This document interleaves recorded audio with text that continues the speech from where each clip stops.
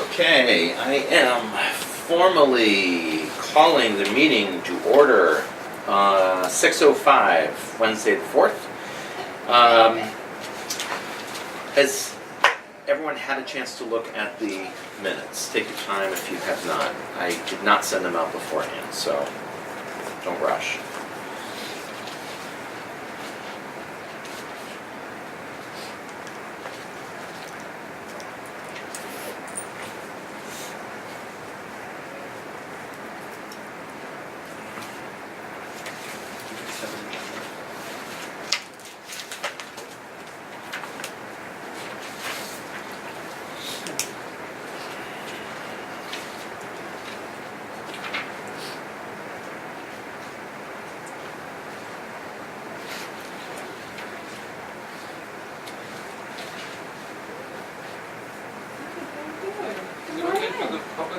Of course, come right on in.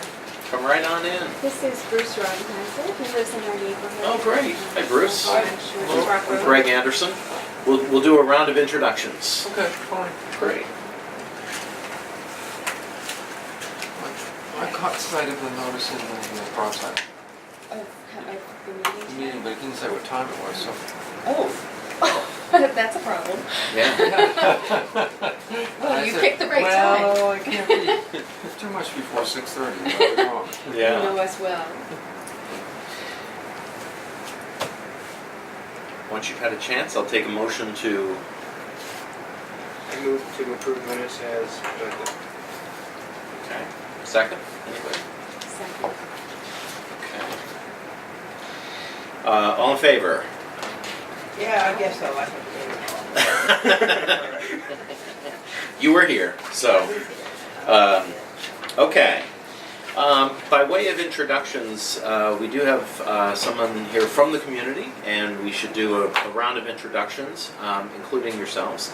My name is Greg Anderson, Chair of the Sandwich Historical Commission. Carolyn Crowell. Lisa Hassler. Brandon Carrico, Secretary. Oh, okay. And your name? Bruce Rodenheiser. Bruce. Rodenheisers. I'm at 7 George's Rock Road, which is one house away from the building being considered as one of your options. The Santa School. Good. Okay. And I'm Taya Wolf. I'm with the Enterprise. Oh, okay. Bruce, how do I spell your last name? Rodenhizer. H-I-Z-E-R. Excellent. Thank you. I'm glad you're here. Yeah, I've lived there since 1972, legally. Wow. So Good for you. I've been driving by that. I know, was it illegal before? I've been, I like the way you well, clarified I think that. that's the legal year, maybe 71, but I think it's 72. I've been driving by that building ever since. Okay. Yeah, so. Good. Good. Well, by way of structure of the agenda, we do have, please take an agenda and look at that. You'll see that there are 2 areas on the agenda for public forum, item number 3 and item number 7. So at whatever time you'd like to speak, we're happy to have you speak. And of course, you're welcome to join in the conversation informally as we go through. The correspondence I wanted to bring up 2 things. You and I were talking about the historic maps, and Keitha had sent out the historic maps. And for the love of God, I cannot figure out, what is this in terms of it's not the walking map, I know that. It is but we have maps on our website. Yeah. So the archives have a plethora of material that we never see because we don't have any place to display it, right? So the Historical Society has maps of Sandwich, and a few years ago they decided to produce a map. They had it reprinted professionally. It was very nicely done. They limited it to 100 copies, I believe it was. It was $100 a map. So it was a huge fundraiser with very little output. Right. And it wasn't even framed. People had to bring it in, you got a deal from a local printer and they framed it for you. I was able to get one of them, but honestly, they sold out. Do you remember? It was like No, I don't, a few days. I don't know the Matthew. It was the 1857 or 1858 now. So Not one of the,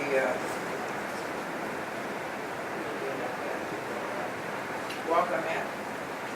No, the, I know what you mean. That's the one I was just mentioning, no, it's not that. no, so I forget which one it was even because I had it rolled up. I never got it framed yet. But it was such a huge fundraiser, and it was so ironic that this woman, she must have heard of it and reached out to see if she could purchase one. And we were just talking about it at our last meeting, and Yeah. maybe we can't do that particular one because it was limited to 100, but they have other ones. They have like the aerial view, it's just Yeah. lovely, of the whole Sandwich glass factory. Okay. It's in the Glass Factory Museum. It's up on the wall. I mean, something like that, I think, would be really successful as a fundraiser. So it looks like there is it almost looks like there's a request to approve, but I don't quite, I guess what I don't know is what we should do with this. I think we're going to need to wait for Deb Rich to be here because she was already looking into the possibility of Okay. what there is available that we would be able to reprint and get more information on it. I think we're going to need to talk to the Historic Society and just see how they printed it before, how much did it cost them, so I think it's kind of, it needs some attention. But to the extent that it can become a fundraiser, I'm all in. That would be a great fundraiser, Yeah. very little. Okay. So I will follow up with Deb on this and, Yeah, I would like to see the maps that we were talking about. I'll bring Yeah, it and- next time. I'll bring it to the next meeting. yeah, and I tried to click on some of these and then I was thinking, there's almost a way that it's coming through our website, wordpress@sandwichhistory.org, which is our website, and How did they get forwarded to her? I don't know. I would ask. I was gonna ask Dawn about it. Yeah, maybe she's still copying on it or something. Yeah, and Dawn, I don't have all of the emails, but I don't have, I can't see if Dawn is on here, Taylor's on here. Okay, so that is that. The other thing that I was asked, I was talking with Paula Johnson from the television SCTV, and she is also part of the Glasstown Cultural District Steering Committee, and she had mentioned to me that they have a haunted house Sandwich Historical Cemetery tour. It's, I had heard about that at one point. When Yeah. did they do that? I will tell you when. I want to know. It is coming up, and you will be able to be there. Tickets are limited, seating is limited. But what she sent me was the Glasstown Trolley from the summer of 2017 will make another appearance, picking up riders at the Sandwich Library. There will be a trolley ride through the village, Glasstown Village, that will take riders to the Old Town Cemetery on Grove Street. A guided tour throughout the cemetery will take place at dusk with 7 souls by lantern light will be telling their tales. Oh, that is so cool. The trolley will then take everyone to the Hoxie House for some haunted theater, entertainment, and then back to the library in the trolley to end the evening. So seating is limited. The tickets are available on the 11th of October. And of course, now that I'm looking at it, Who do you contact? well, that is one question. And then the other question is when this is. Oh, right. Okay, so number one, it's happening, and it's pretty cool, and we know when we can get tickets. I will find out. 11th of November? That's when you can buy the tickets. That's when the tickets But are that's not available on the Wednesday. 11th. You think they do it before Halloween? Yeah. Well, I would think so. So maybe it's within. You said the next couple October weeks. 11th, right? Or is it November? October 11th. October. My bone of contention with the Glasstown Historical Cultural District is that they did not include the site of the glass factory. They didn't. I mentioned it to someone, oh no, we couldn't, it was too far out. We had to be about a mile within something, it was outside the district. They wanted it walkable, they said. Yeah, Yeah, well, Which that's is still, funny. that's walkable. Okay, so they I did mean, then you've that. got the Glasstown Historic District, but yet you don't include the site where the glass was made. Here, here. Are you talking about it on the trolley tour? No, the Well, that's what district I'm thinking, the itself. trolley tour ought Oh, the ought to district take them it's- there. Yes, I If agree. you got a trolley, you ought to take them there. I thought it does include the land. The district Yeah, well, the trolley, I've seen the trolley. The trolley goes in Goes there. down to Yeah, the okay. beach. But the Glasstown district stops at 6 a.m. So the reason it has to be walkable, right? yeah. But they wanted to include heritage gardens and museums. So Which once, has got nothing to do with the glass I factory. totally agree with you. So once they made that decision, there was only so far they could go. Yeah, I wish that they had started at Main Street and yeah, gone and then, down to went where that the way. glass factory was. Yeah, I yeah, totally yeah. agree. Yeah. Yeah, Okay. But they didn't. okay. Well, at least it's on their tour. Right. But the Well, the site- beach is on the tour. Yeah, That's it. yeah. Okay, so that is that. I, Does the beach tour tell them what they're going by? I think it's just a giant stop actually. yeah. Okay, so that is that. Any questions? Anything else on that? Yes, when is it? yeah. All the things that you don't know. Yes. I'll write to Paula. When is Does it? it say how much it is? Actually, you know what? Let me text Paula right now and see if she can reply. Um,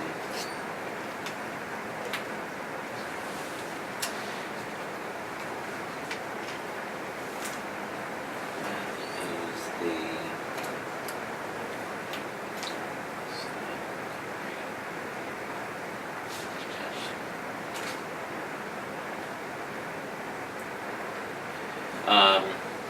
okay, so I will get back to you on that. Public forum. Anything?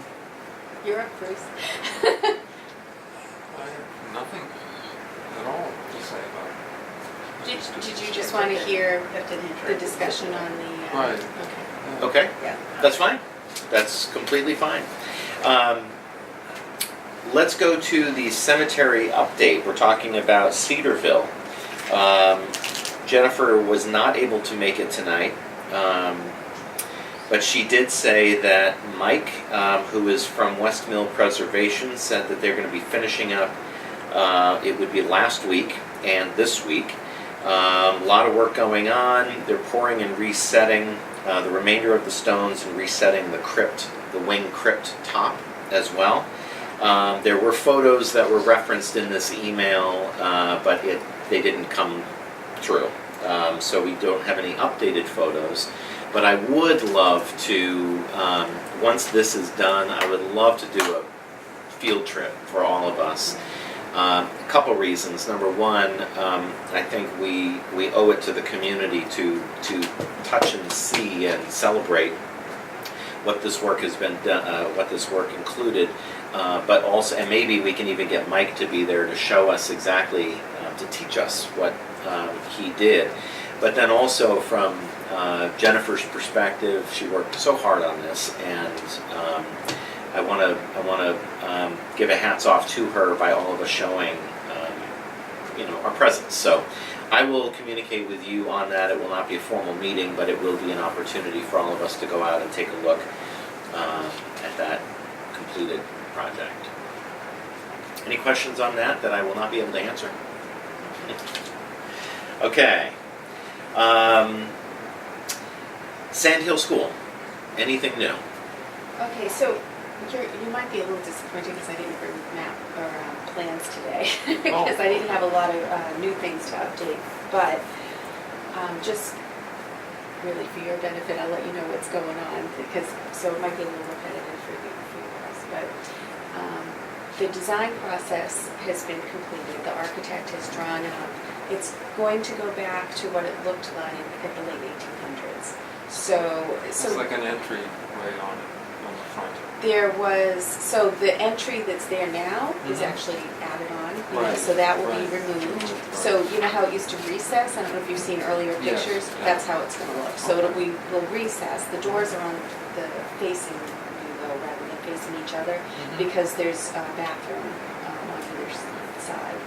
So the exterior, though, is gonna go back as close as possible to what it looked like in the late 1800s. So they're gonna restore the Carpenter Gothic details. So there was corbels that held the roof, like Right. a little projecting roof line. And then, right now, there's a bank of, I think, 4 windows on the left side, Mm-hmm. and I think on the right too. Those will go back to what it used to look like, which is just a couple of windows. Oh, Yeah, so it's gonna increase the amount of wall space that's on the inside, which will help in some of the ways that it's gonna be used. yeah. So then they're hoping to do a wood roof, but it might not fit the budget. It's an option, Yeah. so they may not be able to do that, but they will do this. There used to be a crest line on the top, so it was Carpenter Gothic, kind of a scallop look at the Right, top. right. I think the function of that is to have birds not sit on the top of the roof and poop.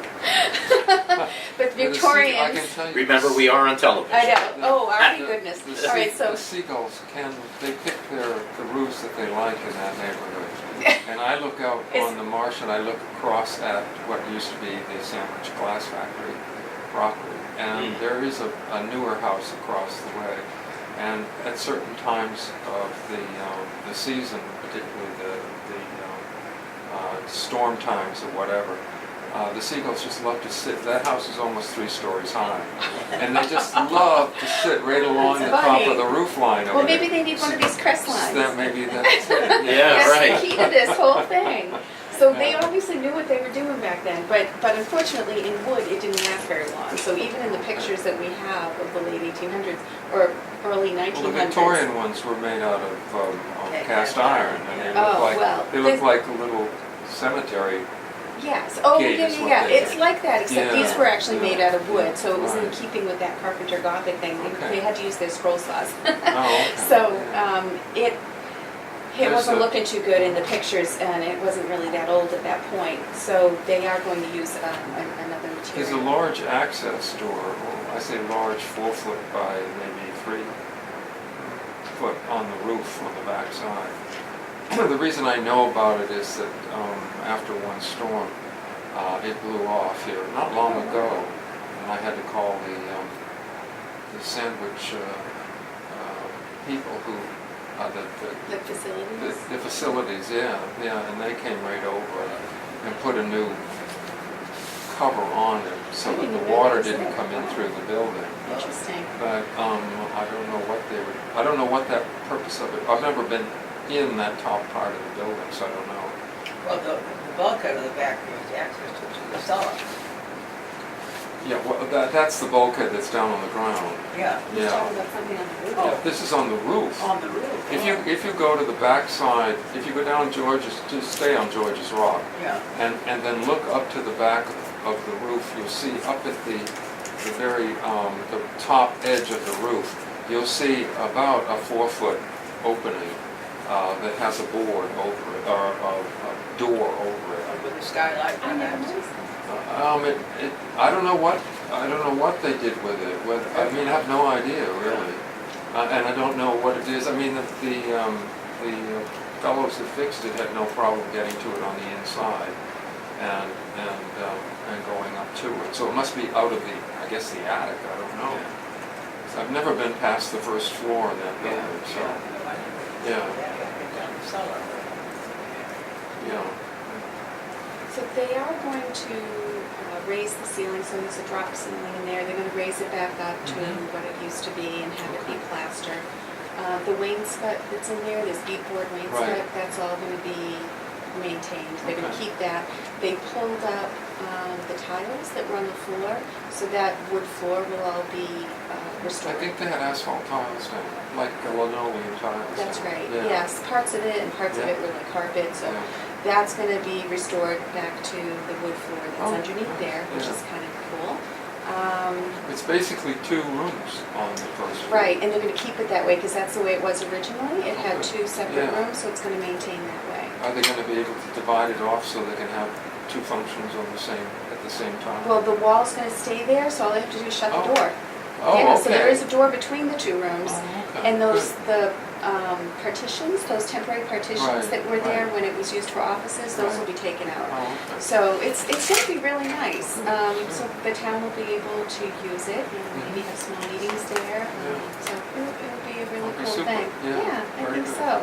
And I don't think I saw you there, but at the HTC, some of the neighbors had come out. There was concerns about the linden tree that was on the corner I where was, the I was driveway at was the going to come in. tree wardens meeting. Okay, so you might And already I know this, they heard- are retaining that. Oh, they are so- gonna keep that linden Yes, tree? yeah, so the tree is gonna be there, and that, I think they I have to didn't say lose anything. one of the I parking didn't spots Feel I because of wanted that, to but get it's a into it small. over a linden tree. Yeah. Well, the and for other some linden people trees that are was coming out, aren't they, on the street? The Because ones. they're gonna replant along that street. Yeah, they're gonna replant, so none of the parking spaces will be Mhm. accessible from George's Rock Road. Right, They'll all be Right. from coming in from Dewey. so that keeps the objectors quiet. Well, yeah. Everyone, they were trying to work with the neighbors and keep people Yeah. happy. They reduced the amount of light poles that were there, that Mhm. were proposed to try to keep. And they're also on a timer, so they go off at 10 o'clock, even if Right. there is an event. Right. It has to be gone by 10 o'clock because it's not lights out. Good, yeah. I know the best neighborhood interaction or whatever agreement we had over the years was when the school department was in there. Yes. And they were gone, at certain hours of the day. They didn't have a huge number of cars that came in. Right. The problem we did have was when the VFW was in there. They're very nice and everything, and luckily they couldn't get a liquor permit. So that was my Yeah. understanding as to why they didn't want the location. Mhm. But I may be wrong about that. But we had an unbelievable problem with cars parked along the street. Yeah. And if they could do something about putting no parking on one side of George's Rock or something, just get the police to put up a few signs, so they would only park on one side of the street. Right, I think it because would you make- can't get down the street Right, two ways. exactly. Yeah, It would make a absolutely. very big difference, I think. Yeah, that's a good comment, I'll send that along too. Yeah. But it's also limited the amount of people that can use it. I think the occupancy is like 56, something like that. Right, So yeah. they figured it out by how many cars the parking lot would support. Right.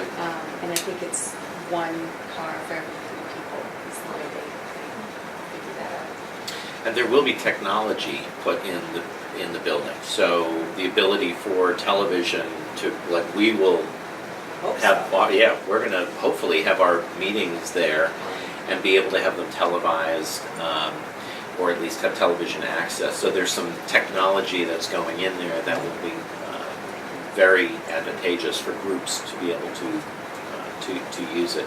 And there is a large floodlight, I know, that will be on all 4 sides of the building, 24 Right hours. into Bruce's house? Yes, Yeah, it'll go right towards at your you. house. You don't mind that, do you? Yeah, it will change colors with the season. So sometimes it'll be bright yellow for Well, I fall. thought there was a disco ball. Yes, that will be when we're holding our meetings. All right, I'm down with that. Yeah. Did you have any questions about it? No, that was it. I also wanted to dispel rumors in my mind that I'd heard from different other people in the area Okay. about objections to certain things like there wouldn't be enough parking for the number of people that could use the facility and all this kind of stuff. I wanted to at least find out that that was not a problem any longer. No, because they've drastically reduced the number of people. When the VFW used it, I think the occupancy was You 78. cannot leave it. Right. Sorry. Well, it was bingo Yeah. night that was the Yeah, most interesting. yeah. So it's definitely gone down a lot, and it's Yeah. within the range of I what mean, it they were needs to good be. neighbors and they moved and tried to keep it open, but Yeah. there is a certain limit Yeah. on the parking capacity for that Absolutely. area. Yeah, as we well know. Yeah, definitely. Do you get a sense that there's been enough communication about this project to you as a neighbor? I'm fine with it. I was surprised.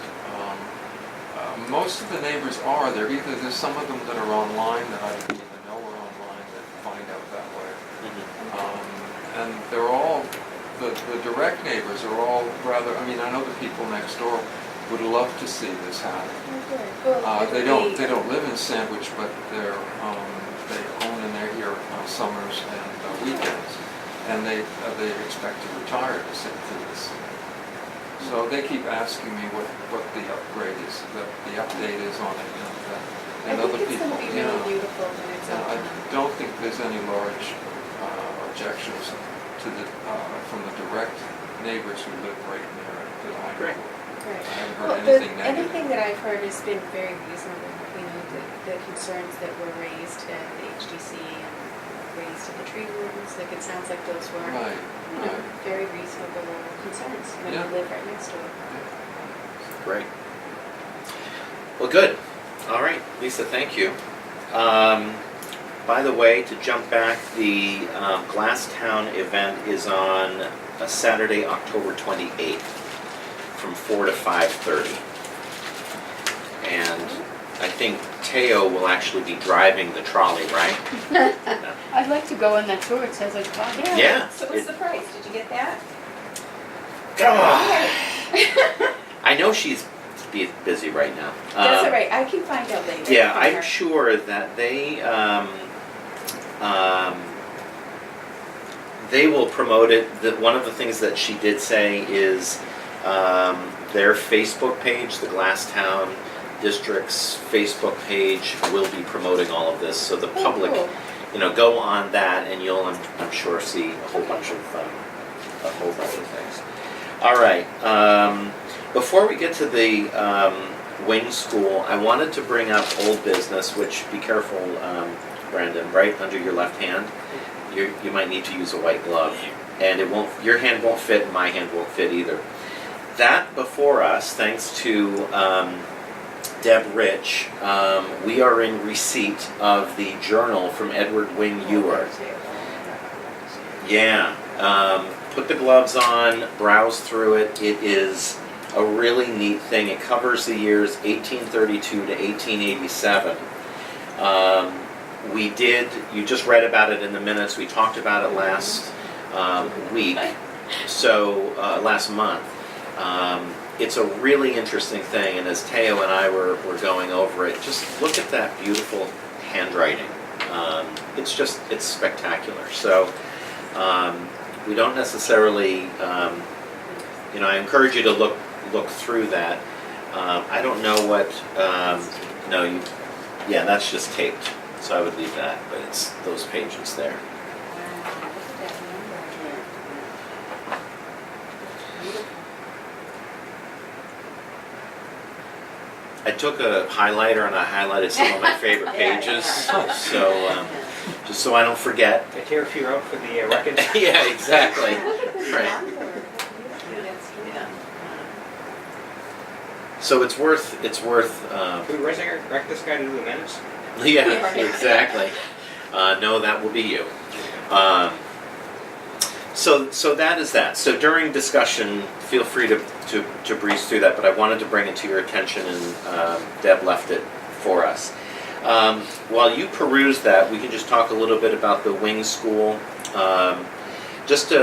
No needle has really moved since our last discussion, with the exception of a couple of things. I did have a conversation with Dave Sampson, a really good conversation, about really trying to get a sense of the temperature of the selectmen as it relates to the preservation of the 1927 structure.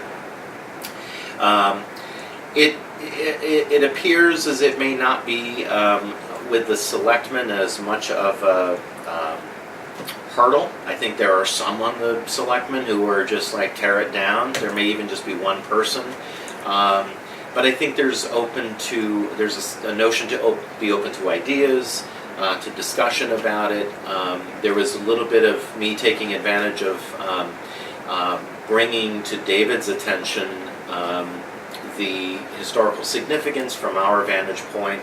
I gave him a heads up on the guest commentary that John Paradise offered up.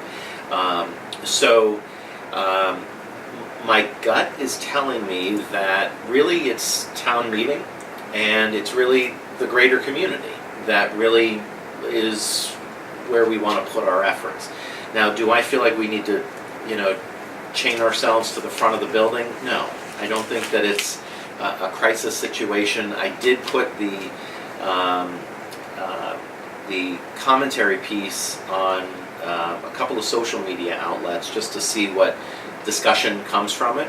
What's interesting is that there continues to be, and maybe this was a missed opportunity in the commentary piece, about the cost. And it's going to cost more to keep it than it will be to demolish it. It's actually more to demolish it. More to demolish So it. maybe since this is going on television. Yes. We can make that very clear. The cost that the town got, it was actually much more to tear it down than it was to leave it, Yeah. the old part. Yeah.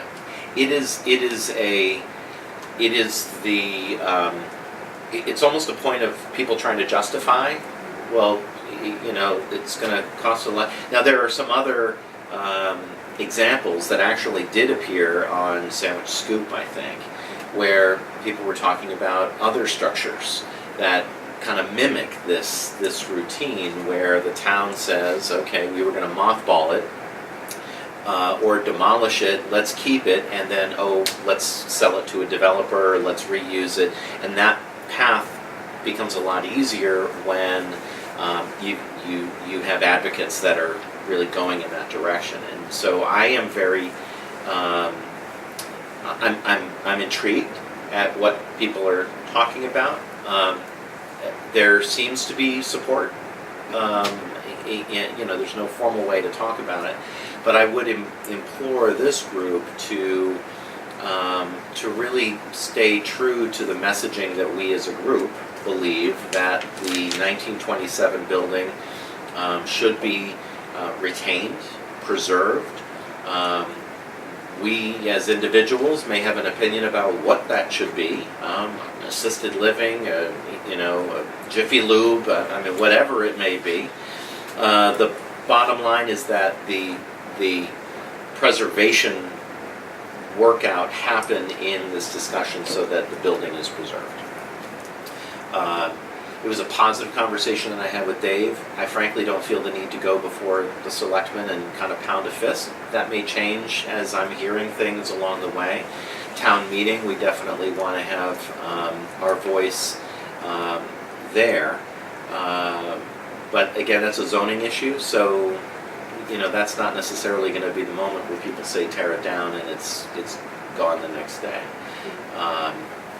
So I just wanted to bring some of the minor things, the discussions that I had along the way. Is there any other commentary or any other opinion or anything that you guys have to offer on it? I would just like to say, sometimes I think there's a misconception that when the Historical Commission favors not tearing a building down, that means we also favor keeping it, or that the town has to retain ownership. And I think in this case, where it's so expensive to do an adaptive reuse in that building, that it probably is, unless it was, I can conceivably think of some ways that the town could keep it, and it would make sense, but there are many other solutions that probably would make a lot more sense if it was sold. Right. And, we as a group have talked about this before, and we didn't have any problem with it being sold, just that it not be torn down. So if it's cheaper and it can potentially be sold, I think those should be explored. And I went to the Mass Preservation Conference last week, and that was in Lowell.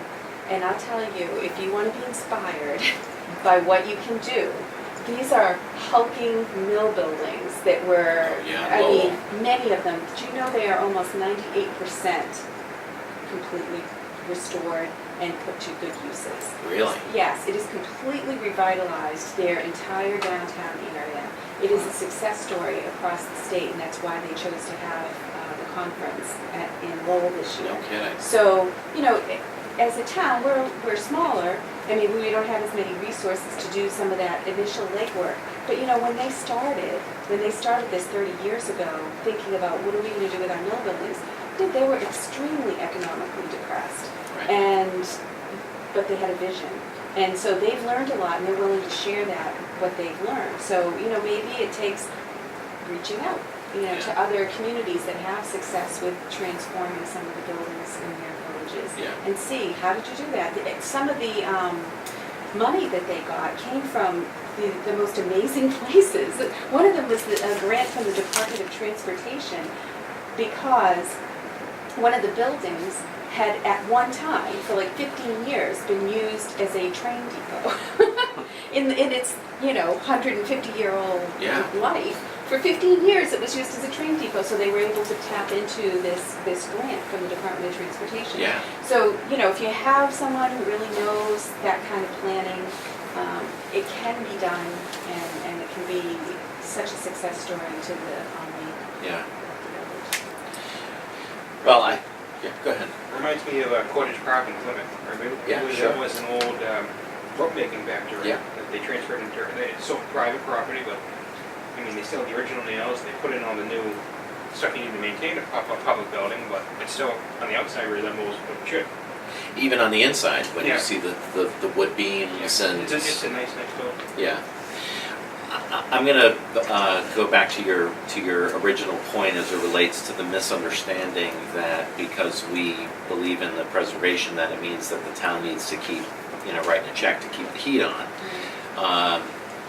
We support it being reused and maintain the historic element that it brings to our community, period. So we're going to talk a little bit about some fundraising, collaboration, kind of a little bit of I want to throw out some ideas that Lisa and I had talked about, and I really also wanted David and Bill and Jennifer to be part of this. So I think we're going to kind of start the discussion, and then we're going to keep it going. But it ties back to the functionality, the intent, the mission of this commission as it relates to not just the wing building, but also any other structure that we can work to preserve. So we'll talk about that when we get into some new business. So anything else on the wing building? Okay. Trustees of Sandwich Beaches, I reached out to Laura Wing on this, and have not had an opportunity to hear back from her yet. But their meetings are the second Monday of the month at 6:30 p.m. at the Chew. And last year, Laura had asked, and I think Bill Burbank was at that meeting as well, asked us to, if we would be interested in having a representative of this commission attend to at least have the historical voice at the table, which we said that we would. We have not done that yet, and I want to move it back to the agenda. So I'm really hoping that at our next meeting we will have a larger group, but maybe even just by way of communication. I want to honor our word to them that we would support them by getting ourselves on their, not on their agenda, but put some sort of rotation together. So I would ask that you and others on the commission anticipate some sort of sign-up sheet where once a month, there are 7 of us, so it ain't a whole lot of commitment on our part, but that we would at least have one of us at their meetings when possible, to be able to lend a voice to the historical component. So I'm putting that on there. I would just ask that you look at the second Monday at 6:30. Let me know if that conflicts on any. Just to kick it off, the second Monday is 9th, and I can go to that. Of October? Mhm. You got it. Okay. Thank you. And will you reach out to Laura Yeah. and just let her know that that you will be there and that we will be putting a schedule together? Okay. Okay. I'm going to move the agenda around a little bit. In new business, Deb Rich, I did ask her last meeting to take an opportunity to talk a little bit about some of the things that she's doing here. We greatly benefit from it. We enjoy her hard work, but we don't often know what's going on, and I'm not in this room as often as others may be. So I wanted her to have an opportunity to shine and tell us a little bit about some of the things that she's doing, particularly as it relates to the technology and the preservation, the electronic preservation of some of the materials that are coming before the archives. Deb was not able to make the meeting, so we will move that to the next meeting. Bill is not here. I'm not aware of any historical marker submissions, so that obviously is an agenda item we can check off. Fundraising initiative and our collaboration with the HDC. They may appear to be two totally separate entities, and in some ways they are, but I am inspired by my friend Lisa. When we look at the opportunity that this commission has to not just be present in our community, but be a voice, be a little bit more of a voice. And we, on State Street, which unfortunately is going under the wrecking ball, but the Wing School and other elements for years and years to come, the HDC and the Sandwich Historical Commission will overlap on initiatives or a position on things. And so I reached out to Mary Foley and Bill Collins and asked them for some time for us to get together. I wanted to just sit down with them and talk about ways that the HDC and our group can better collaborate, particularly, and maybe you can take it from here, on issues like State Street, where there... What happened with State in the meeting at which they discussed it? Yeah, do you want to... Defense against tearing it down. Well, I'll explain as best I can. The owner who wants to demolish the building, he put in an application. That application was supported with a structural engineer report that said the building was unsafe. In parts of it, it said it was unsafe. So this went before the HDC, and the Historical Commission weighed in at that meeting. I had gone on my behalf, and I just said that, I explained a little bit about the history of the building and why it was important for it not be torn down, and we advocated for it not to be torn down. There was another couple that had come, and they too felt strongly that it should not be torn down. So there was, community opposition to it. But because there was a structural engineer report that said that there were elements of it that were unsafe, the building department, once they know of a report by a structural engineer that says that a building is unsafe, they then have to go and inspect it. So the building inspector did his job, and he went out and he took a look at it to see if it was unsafe.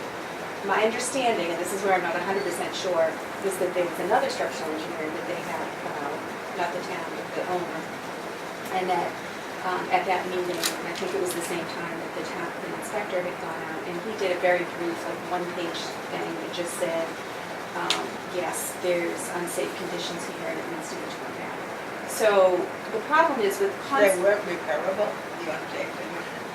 personally, I believe that they are repairable, but the problem is, unlike the Conservation Commission, so if you go before Conservation, you have to, the Conservation Committee, they can say, you need to have an independent report done to assess the conditions and what can and cannot be done, and what wildlife can be impacted, etc. With the Historic District Committee, there is no such thing in the bylaw that requires the homeowner to get some independent professional opinion. So if they get their own person and, to say it's not structurally sound, that structural engineer may not be very familiar with timber frame houses. And so it could just be something as simple as one rotted post. And boy, you know what a barn, if you're missing a corner post, the whole thing's gonna go like this, when it really just needs to be jacked up, put the post back in, and you're good to go. Now, I've seen that at the Cape White Preservation Conference. They had a couple of people who dealt specifically with timber frame construction, and they showed how deplorable some of these things look. And in fact, the Nye House just did the same thing, where they had Dave Mulock, and I'm sorry, I forget the person that worked on this, but they supported the whole bottom, they put in new bracing, and that building is good to go for another couple hundred years. So unfortunately, sometimes homeowners will use people who really don't know historic structures, and they get advice that may not be the best for the building. Did this woman you just had, Danny, did she speak up to me? I don't think she was there at the HTC. She was? She wasn't. There was another couple that came in. Yeah. So the problem is that the HDC does not have a funding mechanism that would allow them to get an independent opinion by a professional who is familiar. It could be a structural engineer, but familiar with building techniques of, earlier. To inject into an application process to say before we make a decision or move forward, we want someone out there That knows knows these, this. we know knows these buildings. Right. So, and it may not refute the evidence, it might support the evidence Right. that was brought forward. Right. It's not a situation where that person is an adversary, but, whoever, and I'm sure there would have to be a list of people that Right. they consider, professional consultants and qualified. So it would be from that list, the person would come in, do their own independent evaluation, they're not beholden to either party, and then there would be another opinion to go by. So it might support what the first person said, it might not. But at least they would know that it was somebody who actually knew what they were talking about. I mean, one of the things that came up on that structural engineer's report was that, according to town records, the house dated to 1920.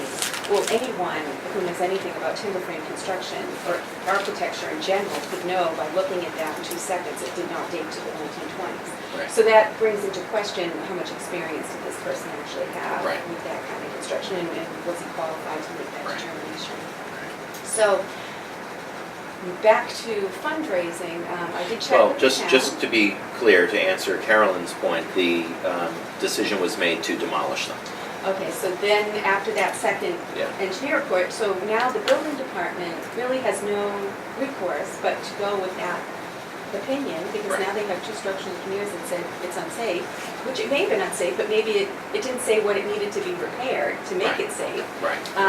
So, what are they gonna do? What if- Could we repeal the decision to hold it off, but we have to pay for someone like Craig. We could appeal, but the problem is, they've already given them the permission to tear it down, because once they deem that it's an unsafe, like a public safety issue, then it has to come down quickly, which I thought was 48 hours, but I could be Or wrong at least, on that. frame it out with Or fencing. put a fence around it. So that's the other thing, could this have been a situation where it had to be protected rather than torn down, have a fence put up around it, and then allow more time for an independent Right. evaluation? So the HDC doesn't have any funding to do that, and which is where I think we could come in, we can weigh in on whether we think it's historically valuable, but then perhaps provide some funding so that there can be, an arm's length kind of independent evaluation by someone that we all know is qualified, can be trusted to make a determination whether a building actually does have to come down. Because if you look at a structural engineer report, they're comparing the existing with today's codes, and you can't. if you apply that evaluation, you will tear down every historic building in this town. That's right. Because none of them are going to be up to code. Right. So there just needs to be, I think, a more thoughtful process about Right. it. So tell me if I'm being too overly simplistic, but I think what what this group can do and wants to do is better collaborate with the HDC so that You can step in before it's too late. we can step in before it's too late, but use a mechanism to bring in that professional opinion that is experienced, that really understands it, and to do that, a fundraising component is something that we would need to do, and that's where we get to the map, and Do you know Dave Gillock? I know of him, yeah, I mean, He's the guy who knows. yeah, Timber frame building. Yeah, he Right. definitely knows that. So, and it's not just that, I think that we need to also kind of know what's coming up on the agenda, if they're, maybe work closely with HDC, so if they know that there's something coming up, because a lot of what they deal with is like 1960s or 70s ranches, and, you know, we really don't, right, at this point, need to interject our opinion in that or anything, or advocate, but there could be, if they know that there's a 17th century barn coming up, you know, or 19th century home, then we could help by doing some research. When we see it on the agenda, we could actually, with Deb Rich, or one of us come down and look at the archives, I can look on MapPress. right, We can give them supporting documentation so that they know, oh, this is on MapPress, it's already detailed. Actually, historically, this commission has been doing its job because we have a lot on MapPress. So it's very easy to get the information about a lot of our historical resources just by going there. yeah, But some of them are in the Historic American Building Survey, and there's other places we can check aside, in addition to what we have here. right, So we can give them that, or just a brief synopsis of, you know, this is the history that we know of. These are the important people that might have lived there, you know, this is the architectural style. And I think even beyond that, there's a need for fundraising so that we can support and do our mission of supporting preservation by sharing knowledge. So if we could pay for a speaker to come, maybe at, you know, the Sand Hill School, right? They could come do a presentation on timber frame houses, like the one that I saw at Cape Wide Preservation Conference, Yes. where they could actually show pictures of, wow, look at what this looked like. Or, you know, maybe people would be interested in how do you improve your energy efficiency in your house sensitively, that's not going to do more damage in the long run than That's right. it does good. So, I mean, these are things that I think, I have actually been to one, I think the Historical Society did one years ago when we first came to town.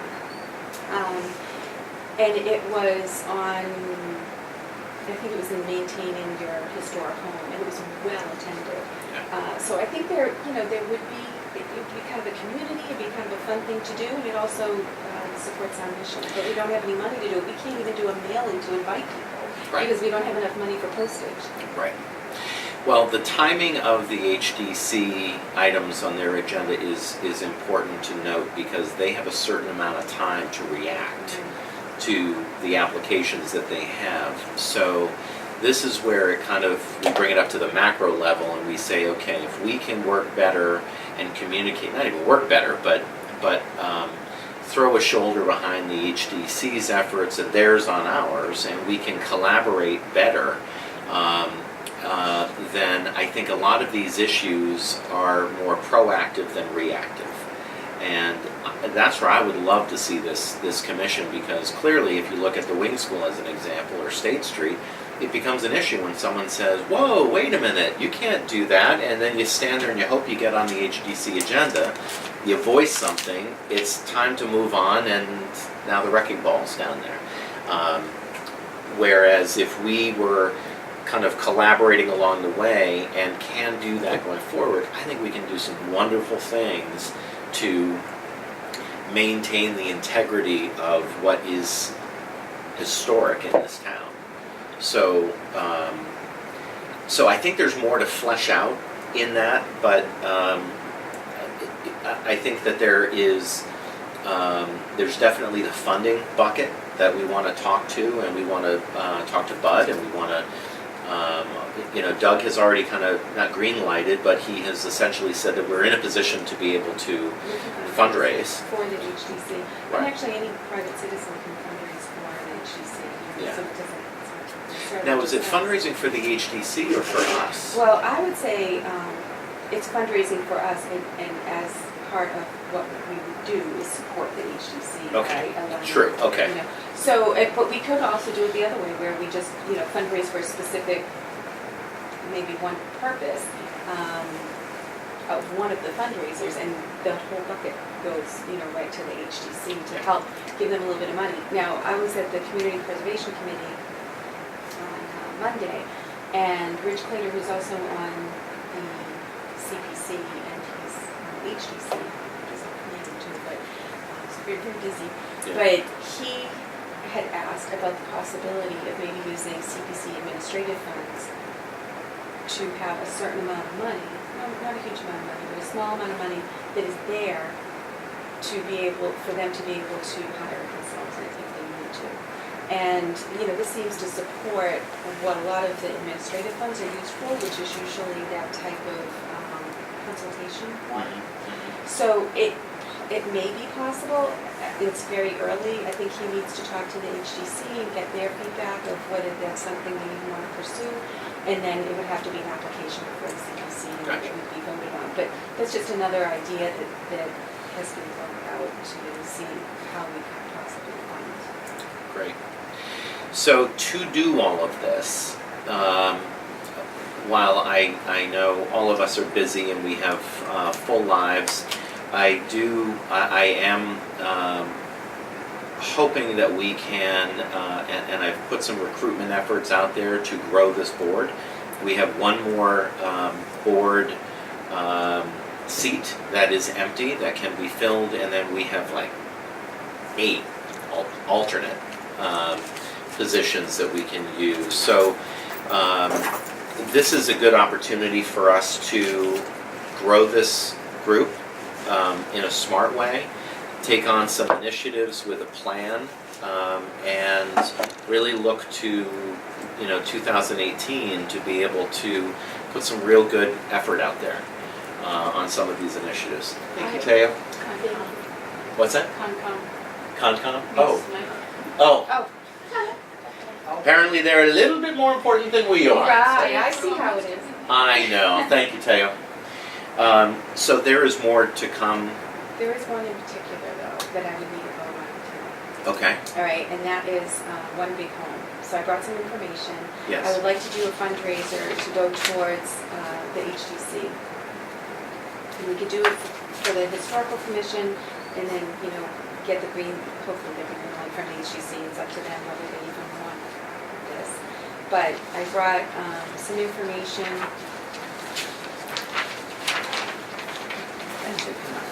So One Big Home is a documentary, and it's by filmmaker Thomas Pina. So he was a carpenter on Martha's Vineyard, and over a 12-year period, he did this documentary, and he was looking at the prevalence of smaller homes being taken down and like really enormous trophy homes being put up.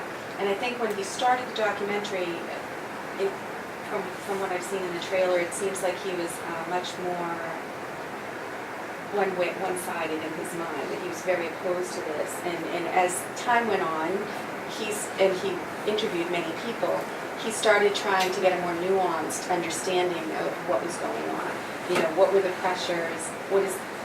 There's also the idea that there's individualism and there's property rights, individual property rights, and those are coming up against the needs of the community and conservation of energy and all different issues.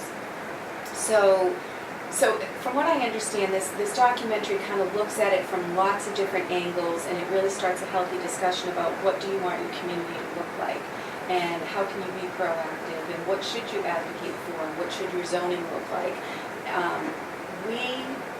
I think haven't had as much of this where, because our coastline is a little different than, you would find in Martha's Vineyard, but you certainly see it in Chatham, where, smaller historical homes are taken down, could be little cottages, and this massive thing goes in its place. And so it's worth a discussion and it's worth talking about. And I think in Sandwich, we're starting to see, maybe they're not big trophy homes, but there certainly has been, in recent past, smaller homes or historic homes being taken down from new homes. And so I think we as a community need to talk about it now before we lose too many of them and decide, is it important or is it not important? What do we want to look like in 20 years? What do we aspire to? Exactly. So that's what this documentary does. I do, if you guys are interested, I do have the trailer queued up, so we could watch that, but I have to plug in and get online to do that. Okay. So some of the places that it's been shown is Martha's Vineyard Film Festival. It's been at the Woods Hole Film Festival. It's gotten very good reviews. And then it says, a community determines its own destiny. Gentrification comes in new forms. On the tiny island of Martha's Vineyard, where residents and celebrities vacation, trophy homes threaten to destroy the island's unique character. So what I'd like to do is on October 11th at 7 o'clock, show this at Town Hall upstairs, like when we do the silent movies, and just have a viewing of this film to start stimulating some discussion and have it be a kind of a fundraiser, but completely optional to give money. So we could ask for donations and say, we've given to the HDC to help support getting an independent, qualified opinion when homes come before them that are looking for demo. By then they will have met again, so maybe we can have a firm yes or no from them. If they decide that they don't want to hire an independent person when they get a demo application on a historical asset, then we can still do it as a fundraiser for the Historical Commission and put it towards advocating for preservation and education programs. I looked into Historic New England. They have all kinds of different speakers that you can pay, a few $100s, and we could have them come out and do a presentation at Town Hall that would be interesting. They have one on the history of Christmas that might be fun. So there's a lot of other I'm things we very can use it for. excited about the types of events that we can do and generate some funds off of that. My only concern is October 11th is a week from today. I'm sorry, November 11th. November 11th. Sorry, Okay. November 11th. I was like, that is some serious. Yeah, no. I would need Okay, so time. Saturday? It's a Saturday, yeah, at 7 o'clock. Okay.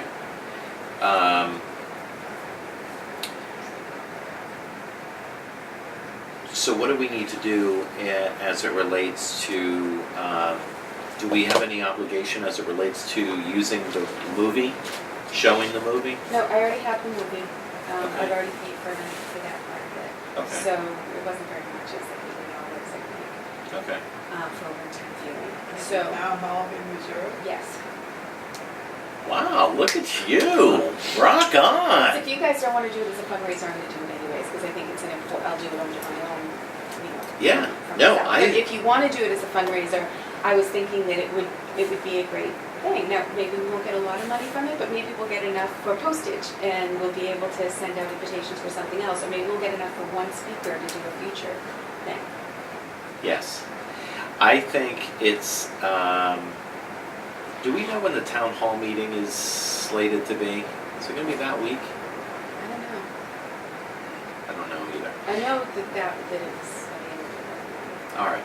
So, I think this is a fantastic idea, and I would like to make sure that we talk to Mary about, because their presence and our presence and kind of that collaborative force, I think is good. So let's try, I know Bill was traveling and Mary had some conflict, but if we can kind of advance that discussion so that for this we can really, well, if we could just decide that we can do a fundraiser, that whether you guys want to do this fundraiser, because then we can still continue discussions with HDC if they want to be the recipients of the fundraiser. And if they don't, we can still do it for ourselves, for the historical Is commission. there any legal restriction on fundraising? No, I already checked with Deb Knapp, and he said that we could.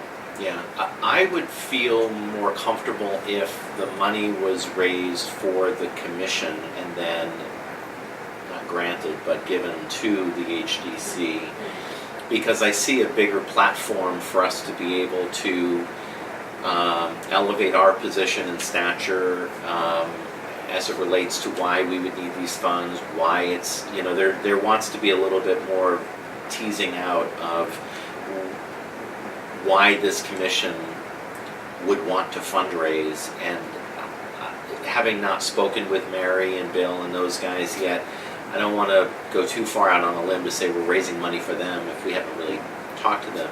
But if it is for us and then the benefit is, And then we can discuss. then we more can about dis- where it's coming. exactly. That's fine. And then I want to determine I need to determine if we need a treasurer on this board once we have funds. Oh, good idea. So I'll check with the town on that. I am all for this. Any discussion on an event that raises funds by way of donations on this in general? The one thing I'd have to point out that demolishing of buildings, I might have to exclude myself upon. This is my father's fire chief, part of his job is the condemning of buildings. So anything regarding that, I might have to exclude myself on. I'm not an expert on that. Sure. We don't- You can recuse yourself on that. But Okay. for any other funds, I definitely move to approve. So, Okay. Oh, and I would need a majority. If you recuse yourself, we don't have a majority. The only specific part that was, I know you wanted to use the funds for the consultant. But here's what I will say. That's what I've been asking. I'm asking if anything to do with State Street. To see. I don't understand, why is it that you want to recuse yourself? His father's the fire chief. So say the fire department goes and condemns a building, because of my personal connection to my father, I can't vote on any motion. Really? Do you have a personal connection with your father? Do you really? Here's what I will say to that. I think that this... So you have to get an expert. I'm not sure if that's required of me or... No, I think if, from my understanding, if you were to be voting on a building that involved the fire department, having been consulted... I don't know if State... That's what I'm asking, if it had anything to do with State Street. I don't... But even if you did, it doesn't, the motion here wants to It's for be, simple fundraising. would we, All right. would this commission support a fundraiser that would generate donations to the historical commission For whatever purpose. for whatever Okay, purpose in that- to be in that deemed case, later Yes.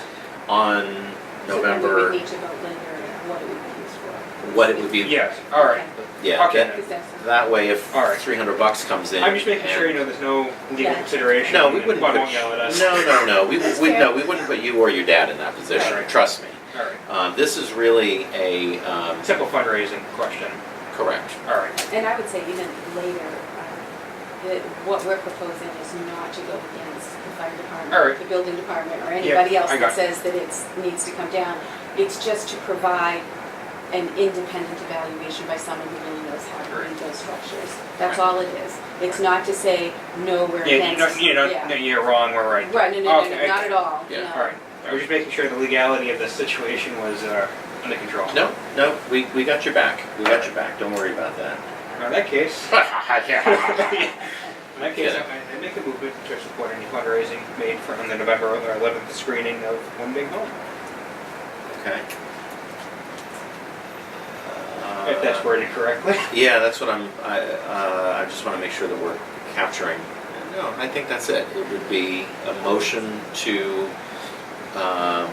host a, Host a screening of Yes. One Big Home with any funds being used as a fund. It's a fundraiser. As a fundraiser for the at Historical Commission. Right. That's the motion.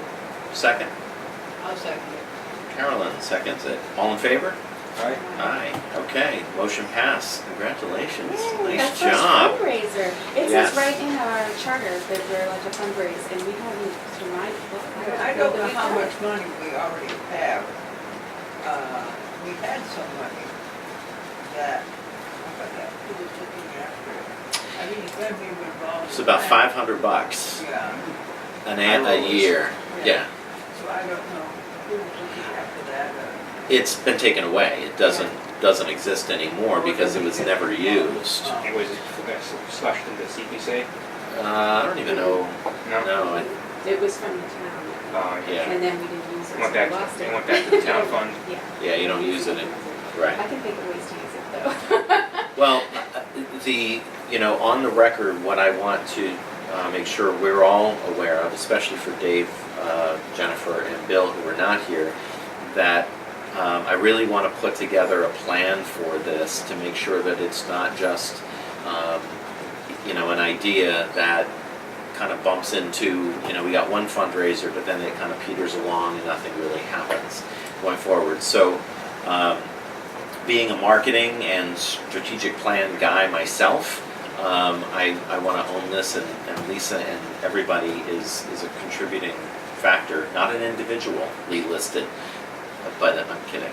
That was a wing school reference. I got it afterwards. Yeah, I'm getting tired. But I think that this is a good start, and then we can just talk a little bit about the promotion of it, Facebook, all of that stuff. Yeah, great. Okay, anything else on this? Public forum, anything? Okay, I will accept a motion to close the meeting. Move to adjourn. Second? All right, Carolyn seconds, all in favor? Aye. We are going home. Thank you. So Bruce, you want to be on the historical commission? Think about it. Wasn't that fun? So you could be here all the time. Let me just shut this off, Carolyn, and I'll I don't understand about Facebook.